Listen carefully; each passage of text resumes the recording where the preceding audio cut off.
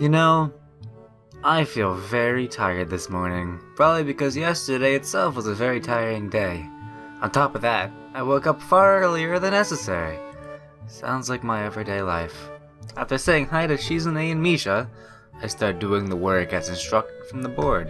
It already looks like the day is gonna be heavy. Again, my everyday life. I don't have a problem with that now though. Shizune and Misha might jump on me and try to get an answer about whether or not I've decided to join the student council, even if it's just one day.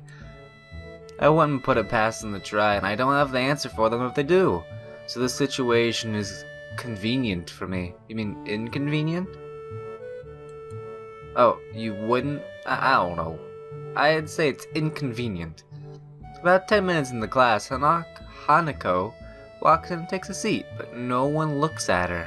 The teacher doesn't even comment on her lateness. He does, however, stop us to say that we're going to break into groups again. I turn my head and see that Shizune and Misha are looking at me with those soul-wrenching eyes. Shizune gives me a smile that equals the parts of cute and menacing. This is a smile that says, "We have you now, there's no escape!" He-chan, looks like we're together again! Yay yay! Misha leans sideways while Shizune pushes her desk closer to mine. There is really no escape now, unless I jump through that window. Jumping out the window isn't the best option though. Man. Dots. What's wrong, He-chan? Oh, He-chan. Have you been thinking about what you said yesterday? You said that you would think about joining the student council, didn't you? It's okay, He-chan. We're thinking about it after you left, and it would be rude to expect you already have an answer for this early. Right? I'm so happy you two were able to have a laugh at my expense, and even more pleased to know that you both are crazy stuff. Now that's over. Now that that's over, she usually snaps back in a serious mode and smacks today's assignment directly with the back of her hand in an overly dramatic and important way. When I actually look at the stuff, it's mostly just reading. In fact, there are only two problems. I almost want to say something about her rush to get started. Seems a bit considering the small amount of work. In fact, Shizune probably knows little there is and simply just doesn't care, and this music is really, really loud! Yeah, it seems like the workload doesn't matter to her as much as the fact that there is work. The actual amount is unimportant. She approaches everything with the same level of ambition. Oh hey! Hey there, before you do your thing, I'm gonna do this real fast. Woo! Woo! Woo! Okay, oh, I did not mean to do that. Hey, Hanako. How are you? While I'm reading out, my eyes wander around the room and catch Hanako trying the hand at solving the problems. It looks like she's working alone. That's a car. And that's also what I call a bummer. I can't remember seeing her working with other people before. Thinking back to how shy she is, it's understandable. Hey, that girl over there. Huh? Who, He-chan? Her, Hanako, over there. Does she always work alone? I think so, He-chan. Don't feel so sorry for her just because she's alone. Do you feel sorry? Because she's alone? I cannot read today. I was just thinking that maybe she could work with us or something. Nah, I don't think that'd be a good idea. Why not? She-chan wouldn't get along with her. Why? Misha shuffles around the question, letting out a laugh that sounds very strange. It's nervous, but still has the lifting up and down quality present in everything she says. Just because, He-chan. By now, Shizune has noticed our conversation, and it makes me realize again how Misha has been signing everything she has been saying this whole time. Shi-chan, the friend of my enemy is my enemy? That sounds so harsh. I'm not gonna say that. You said it anyways. I know, He-chan's fine if you overhear. I wonder if this Misha's ways of keeping... Did I turn the music off? Did I accidentally turn the music off? Like, it's just... There must not be any music right now. I'm just gonna go with that, because I did not turn it off. Maybe because she appears, it's like, gotta go completely silent. But it's fine. So, I wonder if this is Misha's way of keeping things fair, since without her, I wouldn't be able to understand the things she's saying, and vice versa. Is that also why she signs all the time, so there's no ever conversation will be left out of? Anyway, we should start the problems now, He-chan. Problems done! And there's music, yay! We finished with time to spare, and I decide to ask if there are any alternatives to the cafeteria, as frankly, the food so far has been subpar. This sentence Shizune and Misha arguing along themselves about their favorite restaurants. All of them are downtown, so I don't think we'll have to go all the way down there. And what about the bill? Are they arguing just for the fun of it? Yeah, probably. Maybe. They seem so distracted by that they don't even notice the start of the actual lunch break. I look over my shoulder towards the back of the classroom. Hey, Hanako. She seems to be studying her notes from the previous class. It's an odd sight. Everyone else in the class is busying themselves with a lunch break. Socializing, gossiping, rearranging desks, the ones with actual box lunches mixed in and chattering like everyone else, only interrupted by short bouts of eating. But when I watch Hanako, it feels that I'm the only one who can see her, almost as if she was invisible, sort of hiding in plain sight. Is she being bullied? Is she isolating herself from the rest of the class of her own accord? I see her look over her shoulder towards the classroom's rear door. Come to think of it, she hasn't turned a page since I started watching her. Oh dear. She's thinking about running again. I guess she's waiting for someone, or about to run away from me because I'm staring at her. What to do? What to do? I'm not doing this. And I'm not doing this. I still feel bad for making her run away yesterday, so I better say something. Hey Hanako. Is Sal? Well, at least she remembers my name. But should I have said that with an exclamation? No, okay, there was no exclamation point, so it's not like super frightened, but she definitely looks like it. Hey, I just wanted to apologize for yesterday.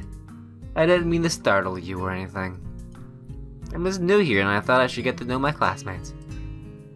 As Hanako looks up at me, I notice her scarring once more. Hey look, she's actually happy! She's like a melancholy happy, but she's still happy! That is great. It's a little bewildering that you can barely notice it from across the room, but it's so noticeable from close up. That's okay. It was my fault. Nah, that wasn't anyone's fault. It just kinda happened.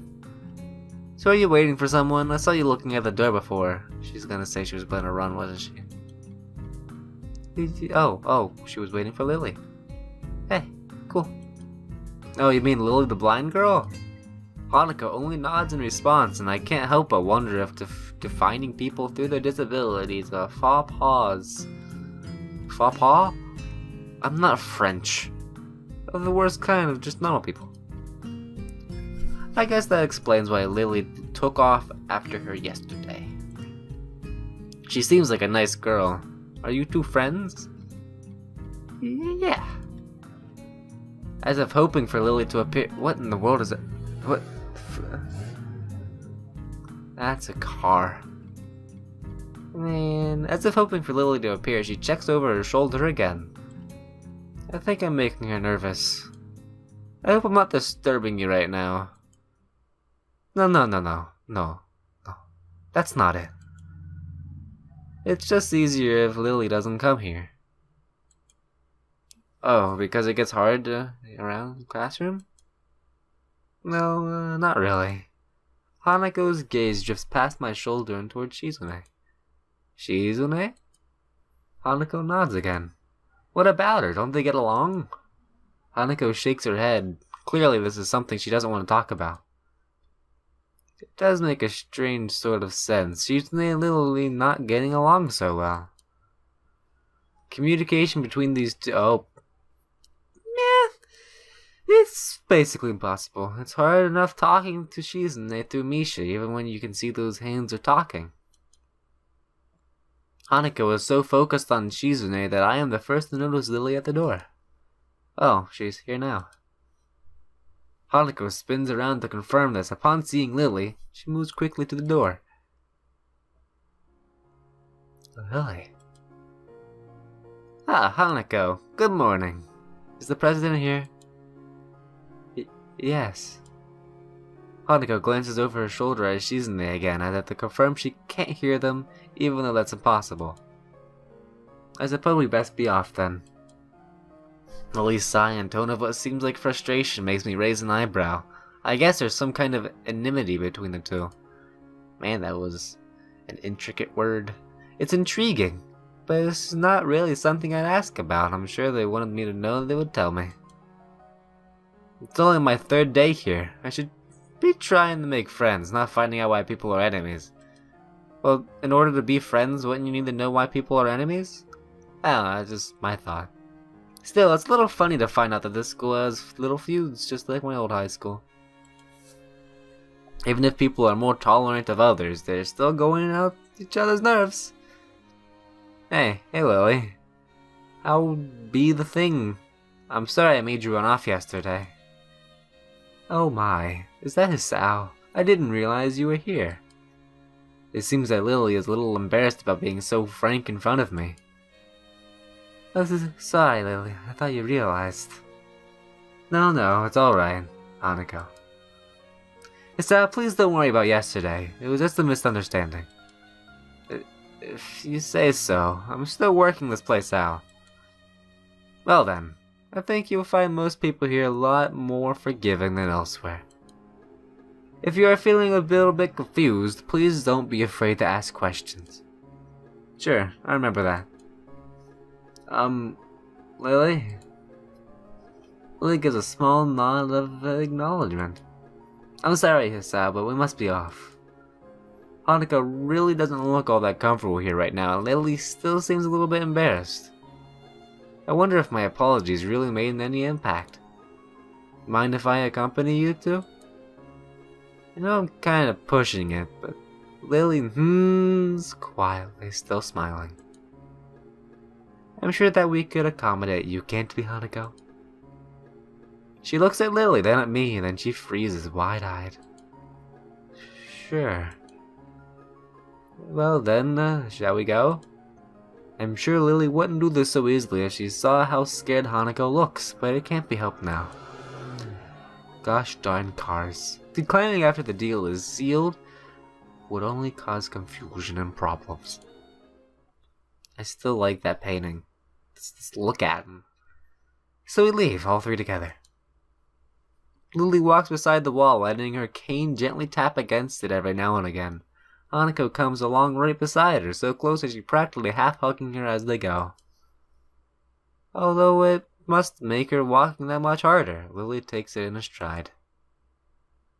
As we turn around the corner of the hallway, something hits me in the chest with the force of a steam train. Hanako shrieks a little, my vision... Oh, did you just have a heart attack? Ow! There's a Kawaii Desu girl in front of my very eyes. Why is this here? I mean, I'm not gonna complain. Because, you know... But this is great. But why am I here? She even has little thing ball things from like little busters. But who are you? I'm gonna just stop rambling on, and I'm gonna read. Okay, open my eyes. I see a pair of saucer-like green eyes looking at me. Oh, I ran into her. Oh, so I didn't have a heart attack? But... Come on, you led me on, game. You made me think there was a heart attack going on. They belong to the perpetrator. A short young girl who bumped into me is now fallen down onto the hallway floor. She wears a PE uniform and has a very worried frown. The former strikes me as rather the strange thing to have during a lunch break. More striking than that, though, is she doesn't have any legs. Or she does, but they are not flesh and bone. Her pale, very much flesh and bone thighs and shins and feet made of some black, metallic, or plastic-like material. They look disturbingly artificial and unnatural. It almost makes me forget that my chest is hurting. The girl winces a little, rubs her nose, and jumps up. You know, I think you're the cutest one so far. Lily is second, but I'm still probably gonna go after Lily, unless you have something really redeeming about you. I'll keep it in mind. Aw, man. Hey, are you alright? I'm sorry about that. Really? Oh, are you a bit of a tsundere? I gotta do my tsundere voice. I can't do it very well, but I'm gonna do it. I wasn't looking where I was going. You just came out of nowhere. Sorry. That was terrible, tsundere. I could not pull off a tsundere guy, much less a tsundere girl. She was looking very apologetic in the hurt puppy way of looking apologetic. I quickly forget about being angry or anything, since hurt puppies are my weak spot. It's okay, don't worry about— Ow! I say that, but there's a stinging pain growing in my chest, and I know that this is about the biggest possible danger for my condition. Don't ever exert yourself. Don't forget your medication, and most of all, don't get hit in your chest. I try to rub my solar plexus to chase the pain away, holding my breath in an attempt to hear my heartbeat.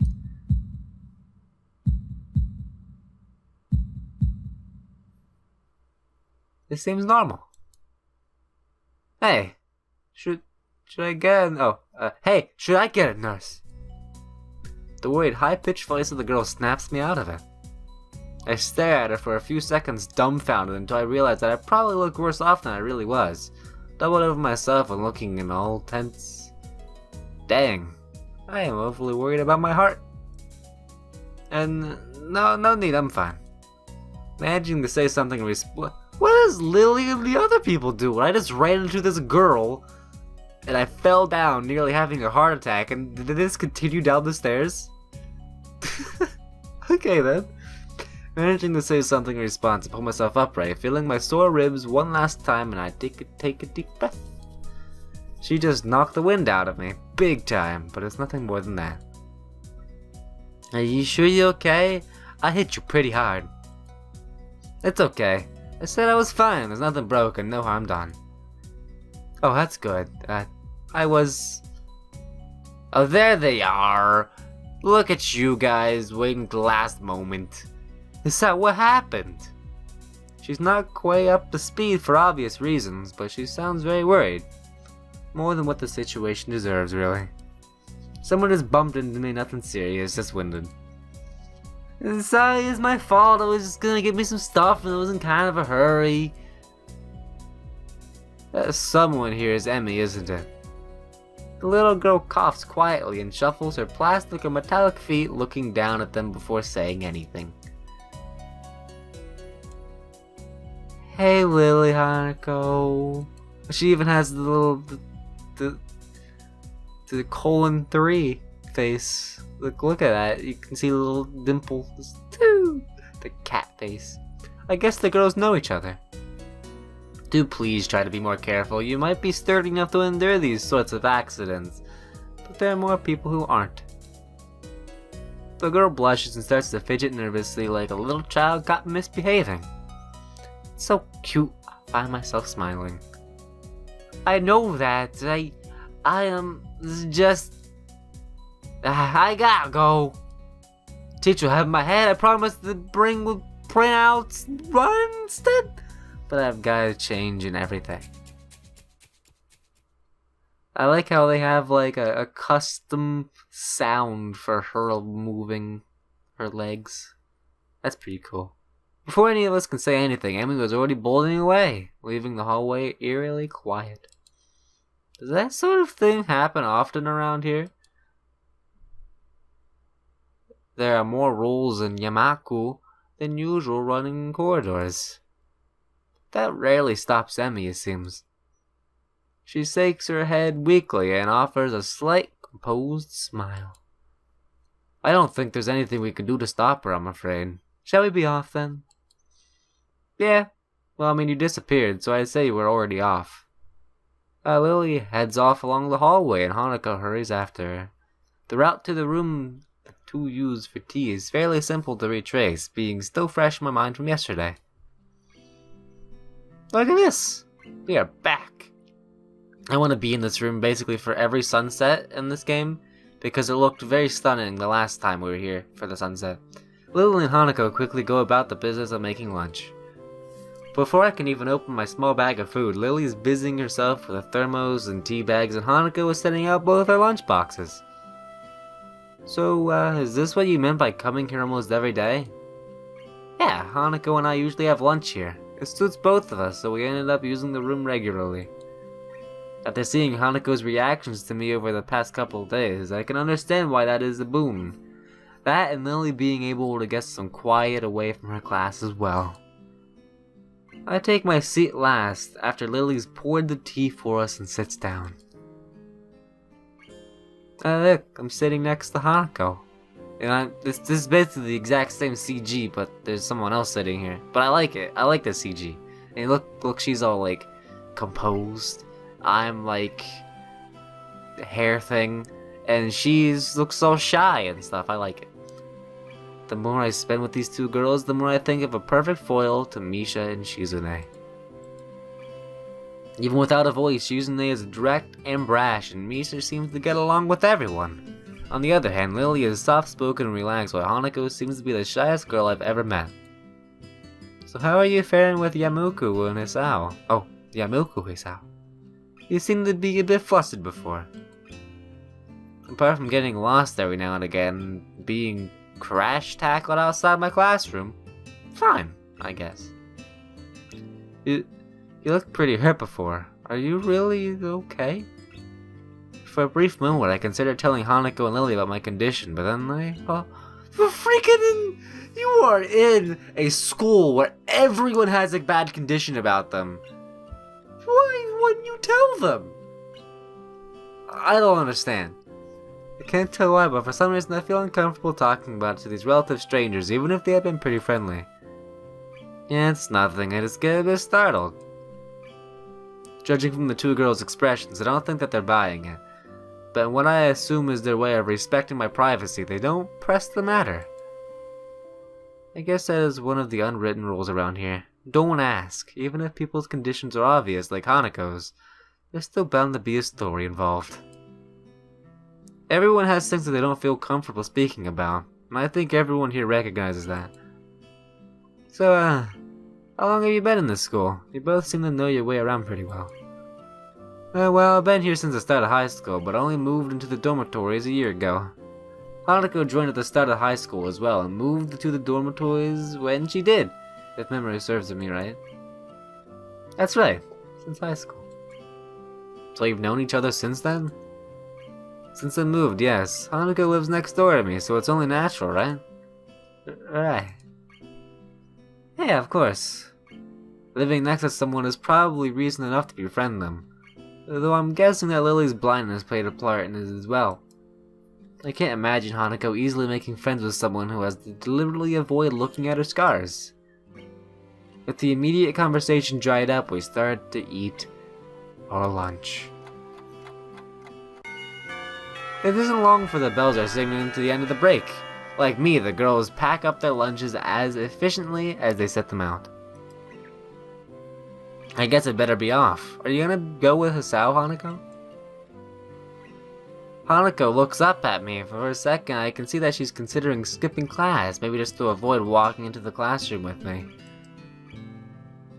Yes.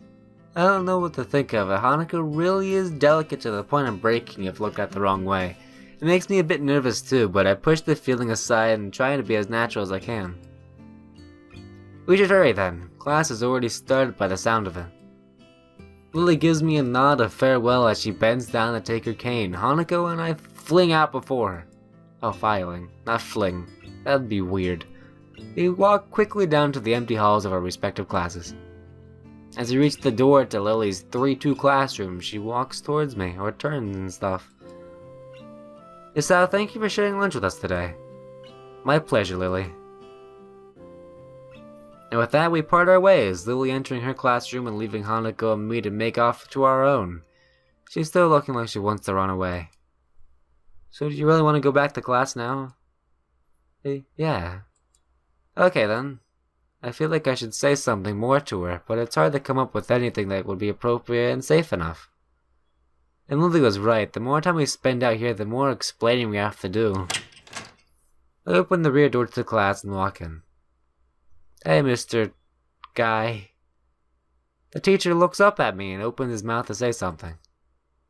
However, as Hanako follows me in and closes the door, he simply nods to us and continues his lecture. This is the third time that Hanako has had her truancy practically ignored. There's definitely something going on here. We make our way to our seats, and I notice that Misha and Shizune are both missing as well. That's weird!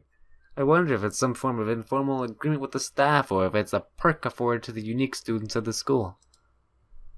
Trying to make a little disturbance as I can, I extract the relevant textbooks from my bag and start catching up. The class goes on quietly. The teacher seems like an okay person despite the weird first impression I got, and the material is relatively interesting.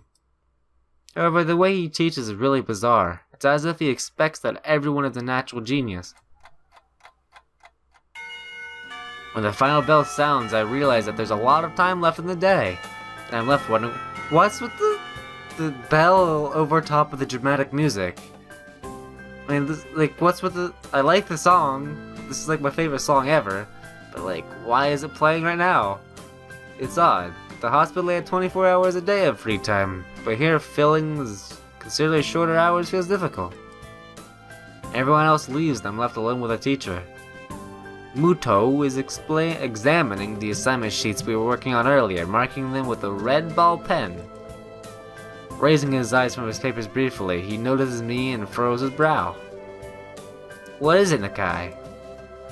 I jump at him, addressing me, but I guess it's natural to spark some conversation since there's nobody else around. Nothing. Thinking about what I do after school. The teacher slowly puts the cap on the pen as he's holding and arranging his papers into a stack, clacking it against the desk twice. He seems very methodical, and for a brief moment I'm reminded of Shizune, but the teacher is more unhurried and relaxed, much more routined. You have no plans? No. I consider joining a club, but I don't know what kind of club would interest me. Join the anime club, if there is one. Go observe a meeting of someone else's club. Might pique your interest. I guess. But I don't know how to continue from there. Muto looks at me in a way that makes me quickly want to take the words back to avoid the conversation. But I can't, so I have to forge ahead. I just don't know how to deal with people. I mean, the other students. I'm talking to people and everything, so it's not that I'd be isolated or anything. I just don't know what to think about. The disabilities, it feels like I'm being impolite if I pay attention to them. And it's weird to ignore them. Danged if I do, danged if I don't. The teacher scratches his cheek absent-mindedly, looking very unresponsive. These things are only an issue if you make one. You can talk normally with someone even if they are blind or something. Try to look behind the superficial. There's not a single student here who isn't just a normal kid behind whatever they might seem at the first glance. He says the same thing as Yuko did.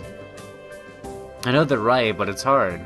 How can you not consider, for example, Shizune's deafness, when the only way to communicate with her is to talk through Misha? Or Hanako, it's not like you can ignore her face. But... the freak? I'm interrupted by the door of a classroom suddenly slamming open. You know, you're cool and all, other than the overreactiveness, but apparently there's something wrong with you, because my waifu, Lily, apparently has something bad with you and Shizune. Teacher! Misha crashes in, hands straight and enthusiastic greeting. her voice loud and lively enough to wake the dead from their graves. She starts toward the teacher's desk with a bouncing step, hands energetically swinging with the rhythm. Muto, visibly dismayed at the interruption, and Misha in general slumps in his chair. Mikato. Misha stops in her tracks and looks around cluelessly, as if she's sensing from his tone that something's wrong but has no idea what. Yes? We have talked about volume control before. Yes. But she doesn't lower her voice at all, and the teacher just rubs his eyes. So what is it? We need help! We're running out of supplies for the festival stands! This is distress! She waves a pink slip of paper she's holding around. So go get more supplies from the art room. What's the problem with that? Plywood. Plywood is always a big problem. Last time we wanted more, there was only a little! That time we just took it all and went with that. Now there's like none left there, so do you know where you can find some? I don't understand. How would I know? Shi-chan, I mean the president thought a teacher would just know if there was plywood. Was she wrong? Muto was just like a great pain, frowning in the entire essence, and Misha doesn't get it at all. Looking at the two of them communicate is terrible. Like looking at a man being tortured by drilling his skull open while blasting pop music at full volume all the time. I'm afraid I have no idea if there's any plywood in the school, let alone where it would be if there was any. Oh, what should I do? Perhaps try to find Nomiya. I'm quite sure he would know where to find anything if he needed it. He'd have to pry them from his cold, dead hands, but there's a different matter. Ah! I don't have time! We're so busy! She holds her head with both hands, looking as despairing as it's possible for a person like her. Without even noticing, she crumples the note she's holding against her hair. I shouldn't even be fetching these things. There's so much to do and we're falling behind schedule. Muto looks at her gravely and then suddenly smiles. Smiling doesn't really fit his face. I think it'd better if he didn't. I wonder if you can get some temporary help. Oh dear. I don't know. He switches to staring at me focusedly with a hard expression as if trying to say, go make some friends. Am I gonna have a choice? Apparently not. Hand. You can? Thanks, Ichan. You're really nice. She pauses, does a double take, and then points at me with her finger helping. Ah! I'm looking very puzzled. Come to think of it, what's Ichan doing here? Class is over. You should be having fun. We just had a little chat. Oh no. It's not the tension, is it? Are you in trouble, Hee-chan? No, I'm not. Is Hee-chan in trouble, teacher? No, he's not. Muto sighs deeply, and I feel that I have to help Misha to get off her teacher's back. So what do you need? Here's a list. I can try to find a plywood from somewhere if there's none left in the art room. She offers me the note she's holding. I take it, hesitating a bit. I said I'd help you, but this has no implications of whether I'm joining the council or not. Oh. Still, thanks, Ichan. Try to be quick. We are on a stall building streak now. You must hurry, hurry! She bounces out of the classroom, leaving me and the teacher looking at each other with something that feels like a silent agreement. Well, there you have it, Nakai. You have something to do now. Please don't sound so smug. Looking at the list with a number of items ranging from paint to plywood, all written with small, neat handwriting that is undoubtedly Shizune's, I have a sigh. I'll be going then. Waving the long list limply at the teacher, I exit to the hallway. The classroom's closest to ours, are designed to belonging to classes 3-1 and 3-2 on the right side, and 3-4 on the left side, each store looking exactly the same.